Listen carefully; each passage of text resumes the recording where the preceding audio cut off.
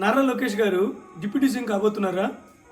ప్రస్తుత ముఖ్యమంత్రి నారా చంద్రబాబు నాయుడు గారు తన కుమారుణ్ణి డిప్యూటీ సీఎం హోదాలో కూర్చోబెట్టాలని ప్రయత్నాలు చేస్తున్నారా అనే దాని మీద సింపుల్గా నా అభిప్రాయాన్ని చెప్తాను.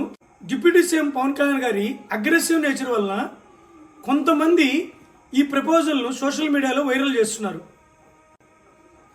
లోకేష్ గారు ప్రస్తుతం మంత్రి, డిప్యూటీ సీఎం అయినంత మాత్రానే లోకేష్ గారి హోదాలో పెద్దగా తేడా ఏమి ఉండదు.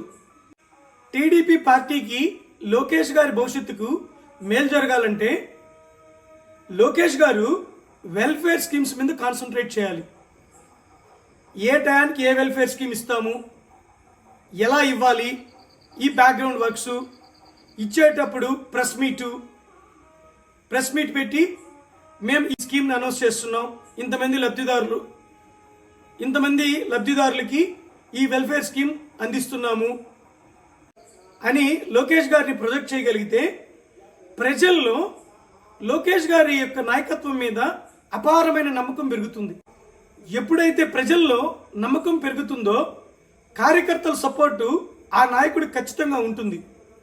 అంతే తప్ప లోకేష్ గారు డిప్యూటీ సీఎం అయినంత మాత్రాన్ని తన నాయకత్వంలో ఏదో మార్పు వచ్చేస్తుందని అనుకోవడం భ్రమే అని నా అభిప్రాయము.